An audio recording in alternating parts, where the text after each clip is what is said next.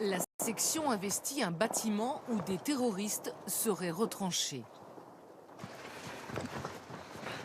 Quelques gestes codés pour une progression en silence. Mais le lieutenant Walter et ses hommes vont très vite se retrouver face à l'ennemi. Contact! Contact! Ce qui est important pour moi, c'est de vérifier que tout le monde soit appuyé en permanence, que mon groupe progresse en sécurité.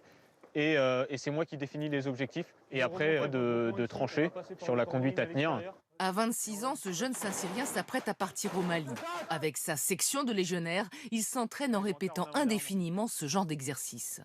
Ce qui est différent avec la réalité, c'est qu'on est à balles réelles. Donc on est plus concentré forcément, je pense. On se poste mieux, on va avoir le réflexe de se protéger. On essaye de s'entraîner au plus proche du réel, bien entendu. Sur le terrain, ils seront en toute première ligne pour la traque des djihadistes.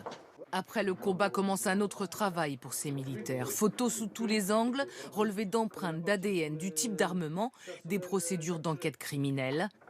L'objectif est d'identifier les terroristes. Donc l'ADN, oui, c'est très bien, mais il faut récupérer aussi ces empreintes digitales. Pourquoi il faut les récupérer? Tout simplement, c'est possible que dans la base de données, il n'y ait que ces empreintes qui soient déjà rentrées. Donc ça serait quelqu'un, par exemple, qui appartient à un groupe armé terroriste. Des techniques qu'ils appliqueront pendant 4 mois au Mali. Ouais.